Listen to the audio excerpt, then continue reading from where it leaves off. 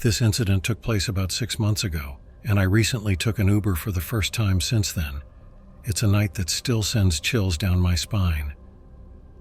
I was leaving a work function at a bar late in the evening in a big city, about an hour away from the suburban home I share with my boyfriend. I'm in my mid-20s, not particularly tall or strong, just an average build. That night I had a few drinks, just enough to feel a bit buzzed but not out of control. Normally I would have taken a company car home, but I hadn't made a reservation since I didn't know when I'd be leaving, so I opted for an Uber instead.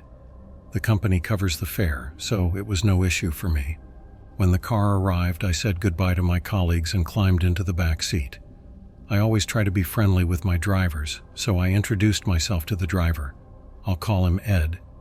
At first glance, he seemed completely normal, and we chatted pleasantly for about 15 minutes as we left the city and headed toward the suburbs. During our conversation, Ed mentioned he lived in a neighborhood not far from my home. While it was relatively close, it wasn't on the route to my place. After we finished talking, I looked at my phone, scrolling through social media, hoping to keep the atmosphere light. Then he suggested I take a nap if I felt tired. It struck me as odd, but I thanked him and said I wasn't tired. He then made a strange comment about how he always gets sleepy when he drinks. That statement sent a warning signal through me. I told him I wasn't drunk and insisted I was just fine. He dropped the subject, but I couldn't shake the weird feeling in the pit of my stomach. A few minutes later, he claimed the highway ahead was blocked due to construction and asked if he could take a different route. I felt uneasy, but agreed, eager to get home. As I spoke to my boyfriend on the phone, I made sure to let Ed hear me mention that someone was waiting for me, emphasizing I wasn't alone. After I hung up, Ed was silent. We got off the highway onto a different exit, one I didn't recognize. I stared at my phone, trying to ignore the growing discomfort. Then Ed casually said my house was only 5 minutes from here. Alarm bells went off in my mind. I was nowhere near my home. Panic began to creep in. I tried to sound casual, commenting on how I liked that neighborhood and how my boyfriend and I considered moving there. But Ed didn't respond. Instead, he turned down a road leading back toward my area. As familiarity returned, I began to feel slightly at ease. However, out of nowhere, he started asking personal questions about my boyfriend, what he did, how long we'd been together. The questions felt increasingly invasive. Then, with about 10 minutes left in the ride, he asked if my boyfriend made me happy. I replied honestly, but then he posed a bizarre question about whether I made my boyfriend happy. I found it strange but laughed it off, thinking it was just an awkward conversation. Then came the moment that flipped my world upside down. He abruptly turned onto a dark side street, pulled over and turned to me. He asked if I would make him happy tonight. I stared at him, stunned, my heart racing. I couldn't believe what he was asking. I took a breath, trying to figure out how to respond. I was alone with him, trapped in a car on a desolate street. I remembered I carried a small knife and pepper spray, but I didn't want to escalate the situation. I needed a different approach. I finally said that I didn't think my boyfriend would like that very much. His grin vanished instantly. He insisted my boyfriend didn't have to find out, suggesting ways I could make him happy. My heart raced as I thought of how to defuse the situation. I told him my boyfriend was waiting for me and that I loved him. I pleaded for him to take me home. To my surprise, it worked. He didn't say another word and turned back to face the road. The silence was deepening as he drove me home. When he finally stopped in front of my house, I stepped out, feeling a mix of relief and dread. Old habits kicked in and I muttered a thank you as I closed the door behind me. As soon as I hugged my boyfriend, tears streamed down my face. I told him everything that had happened. He insisted I contact Uber immediately to report Ed, concerned for others who might fall victim to the same driver. When I opened the app, I looked at my last ride and was shocked. The driver in the profile picture was completely different from the man who drove me home. The profile showed a man of a different ethnicity, wearing a turban and appearing to be in his early 40s. The driver I encountered was white and seemed slightly younger than me. I was rattled. Uber refunded my fare but didn't follow up. My boyfriend urged me to report the incident to the police, but they brushed it off, saying nothing had actually happened. I felt helpless, knowing that the driver knew where I lived. Now, after months of feeling anxious and on edge, I took an Uber again today. I hoped to move past the memory of that night, but the experience lingered, a reminder of how quickly safety can slip away.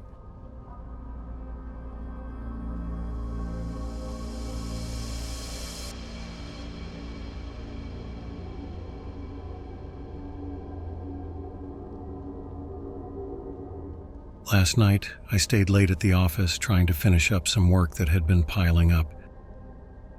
After hours of staring at my computer, I finally decided it was time to go home. I was too tired to deal with the crowded train, so I used the company's program to get a ride home and called for an Uber. When the car arrived, I was surprised to see a sleek black SUV pull up. It was a Mercedes GL 450, and it looked way too fancy for a regular Uber ride. I don't use Uber very often, but when I do, I usually get a basic car, nothing special. This was different. When I got inside, I noticed it was spotless, with bottled water, chargers for all kinds of phones, and even a few snacks neatly placed. I quickly checked the app, thinking I had accidentally ordered a premium ride, but it was just a regular UberX. I thought I'd just gotten lucky. The driver was a woman who looked like she was in her 30s. She had a calm and confident vibe about her.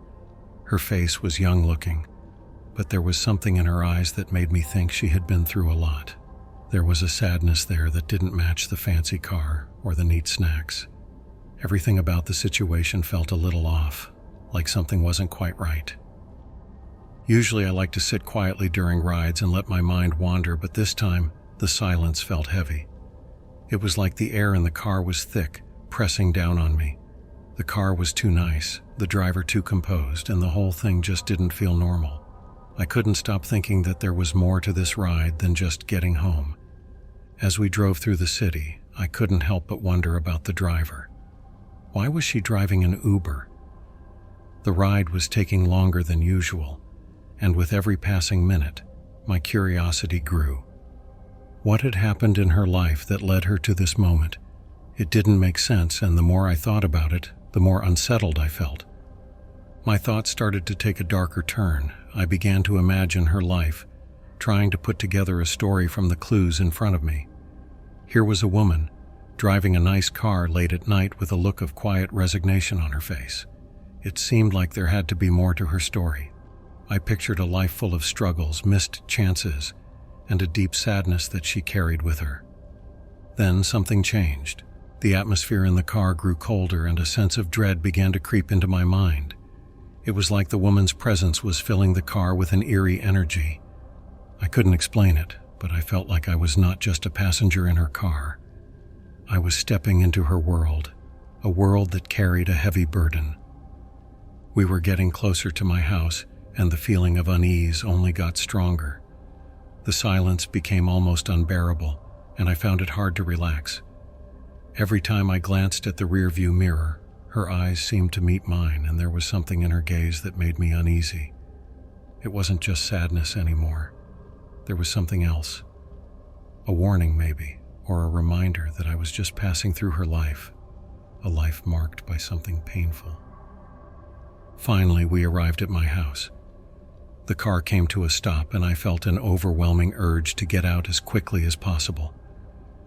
As I opened the door, I could feel her eyes on me, watching, almost as if she was waiting for something. I hurried up the path to my front door, my heart pounding in my chest. Even as I fumbled with my keys, I could feel her gaze lingering on me. Once inside, I leaned against the door, trying to calm down. My phone buzzed in my pocket, a notification from the Uber app asking me to rate my driver. My hands shook a little as I pulled out my phone. The memory of the ride and the story I had imagined for her made it hard to see her as just another driver. I quickly gave her 5 stars and added a generous tip, hoping that my small act of kindness would be enough to ease the unsettling feeling that had taken hold of me. But as I sat in my dark living room, staring out the window at the empty street, I couldn't shake the thought that I had crossed paths with someone whose life was haunted by something far beyond my understanding. The memory of her eyes stayed with me, a reminder that sometimes the people we meet carry with them the weight of untold stories.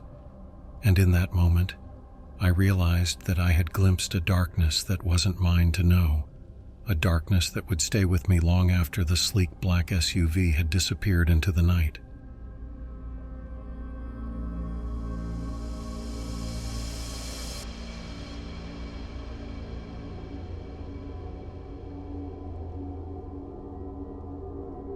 That night was filled with bad choices, and I couldn't believe I got away unharmed, at least on the outside.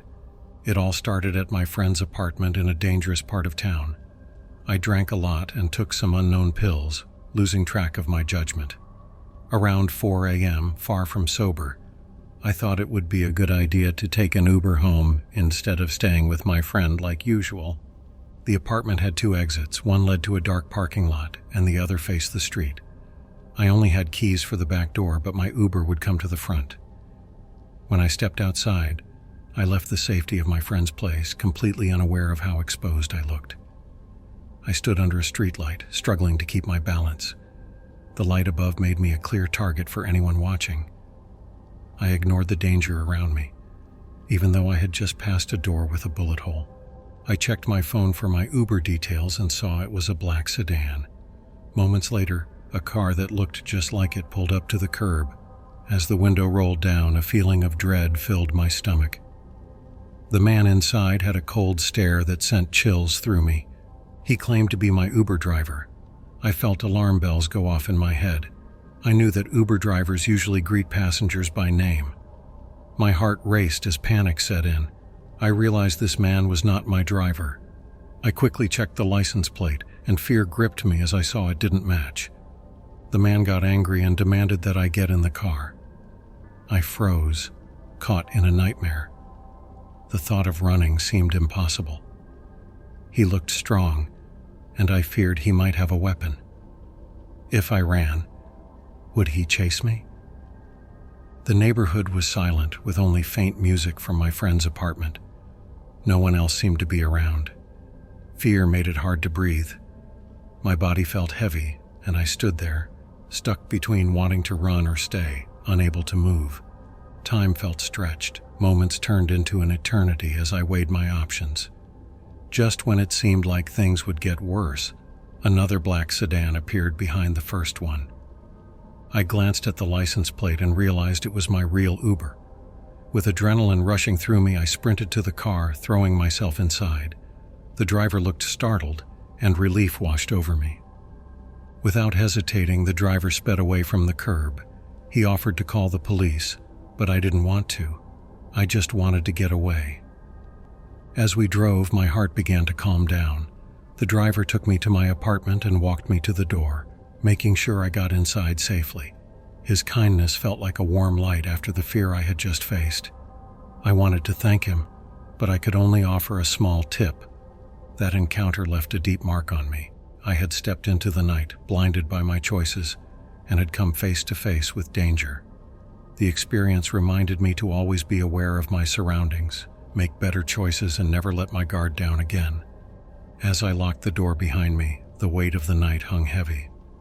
I thought about how close I had come to a terrible fate and the lessons learned from that creepy encounter.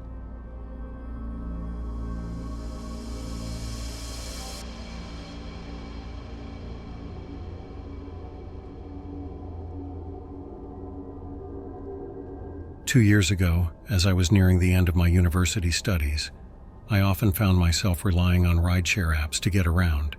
I didn't have a driver's license, so when walking or biking wasn't an option, I'd call an Uber. It was a convenient solution that had always worked out well, until that night. It was late in the evening and I had been cooped up in the library for hours, studying biochemistry. My brain was foggy and hunger gnawed at me, so I decided to take a break and grab a quick meal at a nearby cafe. The ride downtown was uneventful. The driver was professional, and I appreciated the silence as I mentally reviewed my notes. I enjoyed my meal, and after a hot coffee to jolt me back to life, I called for a ride to return to the library. That's when things started to go wrong. The driver who picked me up was someone I recognized. I had ridden with him before, twice, I think, and he had always been polite and unremarkable. When I got into the front seat, I felt a sense of familiarity, which initially put me at ease. We started with the usual small talk about the weather and traffic. The city was bustling, the streets alive with lights and laughter as we passed by restaurants and shops. I settled into the ride, mentally preparing to dive back into my studies once we reached the library. Then, out of the blue, he asked me if I was married. The question caught me off guard, but I answered no, trying to keep my tone neutral. He followed up by asking if I had a boyfriend. I told him that I did. The questions kept coming, and they quickly veered into uncomfortable territory. He wanted to know if we were planning to get married. I tried to brush it off, saying we were still in the early stages of dating. I could feel a twinge of unease, but I tried to push it aside, telling myself he was just being overly chatty. But the conversation took a darker turn. He asked if I wanted children, a question that felt oddly personal for a conversation with a stranger. I was focused on my education, so I answered truthfully that I didn't have any plans for that. He wouldn't let it go, though. He started talking about how wonderful children were, how they could bring joy and meaning to life. I disagreed politely, but the more I pushed back, the more insistent he became. We were getting closer to the library when he said something that sent a shiver down my spine. He said that if he were my boyfriend, he would make sure I had a baby. The tone of his voice, the way he said it, it felt like a threat wrapped in a casual comment. My heart pounded in my chest and a cold wave of fear washed over me. I was trapped in a moving car with someone who was making me feel increasingly unsafe. Then, as if the conversation hadn't already crossed enough boundaries, he asked about my birth control. The intrusion was so jarring that I momentarily froze.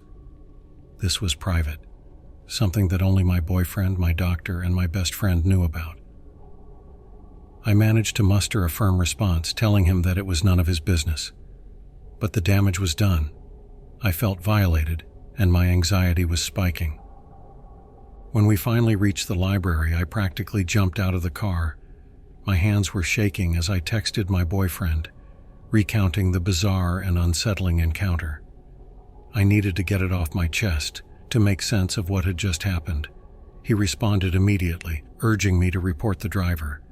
He was right. This wasn't just about me. Other women could be at risk if this man was allowed to continue driving. I sat outside the library, my heart still racing, replaying the conversation in my head.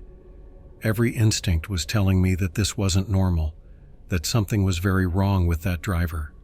The thought of him picking up another passenger, a woman who might not be as lucky as I was to escape, filled me with dread. I had to do something. Reporting him was nerve-wracking. My fingers trembled as I typed out the details, trying to capture every unnerving moment.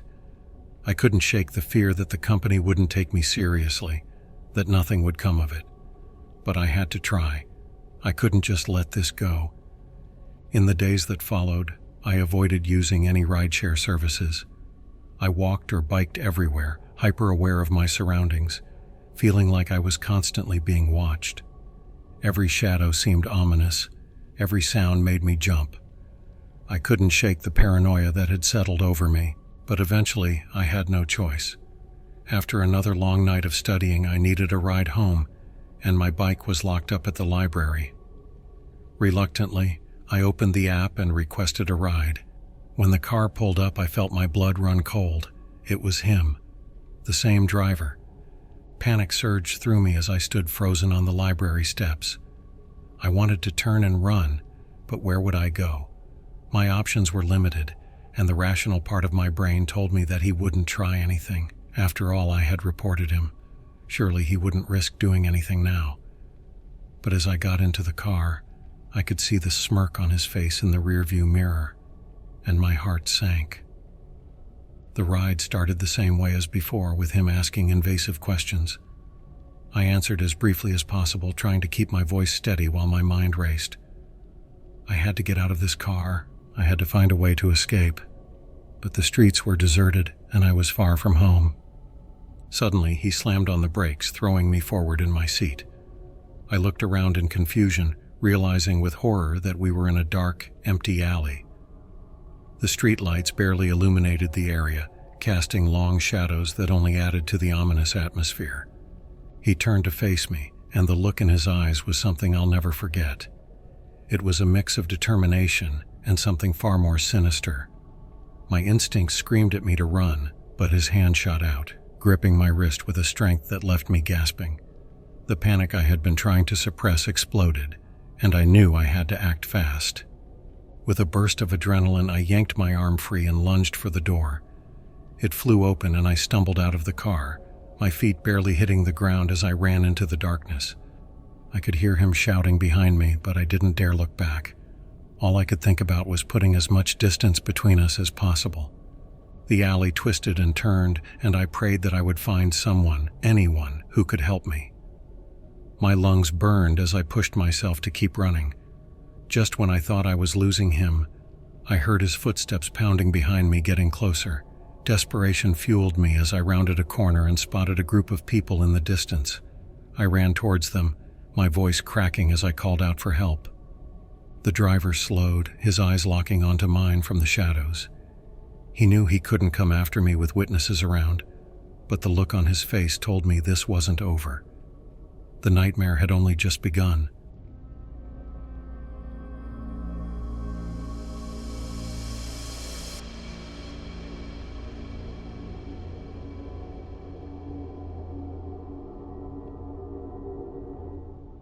I worked in food service, front of house, during the early days of the pandemic.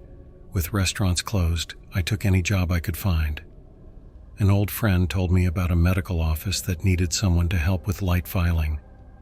It was a night job, which meant fewer people around, a rare chance during that time. I wanted to avoid buses due to the crowds, so I decided to use a rideshare app. It was affordable in my area, and I didn't want to risk getting sick. I arrived at the medical office around 3 a.m. after the cleaning crew had left. I felt tired, but had to keep going. As I looked for my ride, a car pulled up, and the driver asked if I needed an Uber. The ride felt long, but since I was new to the area, I thought nothing of it. I tried to keep busy by playing games on my phone. The driver didn't have a phone charger, so I saved my battery for a return trip. Eventually, I became too tired and dozed off.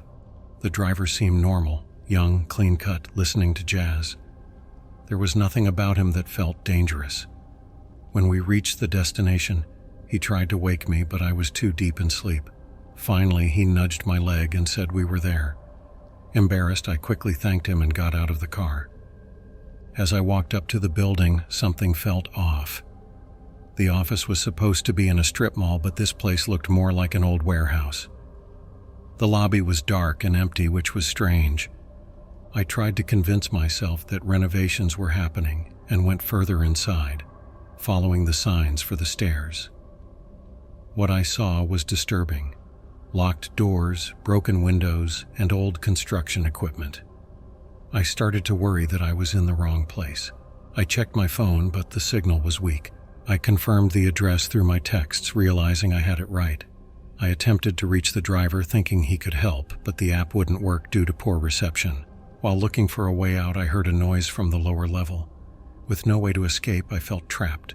The sound suggested someone was moving around, and I wanted to avoid any trouble, especially at that hour in an abandoned building. I tried to send a message to friends for help, but it wouldn't go through.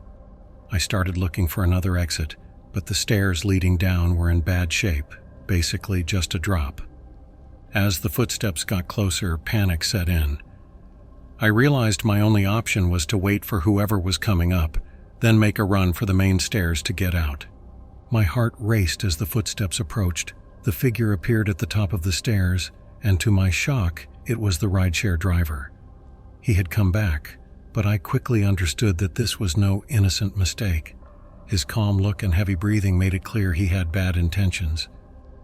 Instinct took over. I dashed for the nearest stairwell and jumped down, hoping he wouldn't see me. The fall hurt, but I pushed through the pain and scrambled toward what I hoped was a door. As I neared a door, it suddenly swung open, blinding me with bright light. I stumbled back, fear taking over. A voice ordered me to get on the ground with my hands visible. Feeling panicked and confused, I obeyed. Once my eyes adjusted, I saw it was a police officer. My initial disbelief turned to relief, but I struggled to explain what had happened through my fear. The officer thought I might be under the influence, but once we were outside, I started to calm down. I shared the rideshare story, and he confirmed that the car outside wasn't my driver's. We checked the Uber app, and I saw messages saying my driver had canceled the ride. The person who had picked me up was not an Uber driver at all. The officer took my statement and said they would keep a lookout for the fake driver. The description I gave was vague, just a young man in a zip-up sweatshirt. It wasn't much, but it was all I had. I'm thankful for the police officer's help and my close escape. This incident made me careful about rideshare services. I now double-check license plates and driver names, knowing the importance of being alert. You never know what might happen.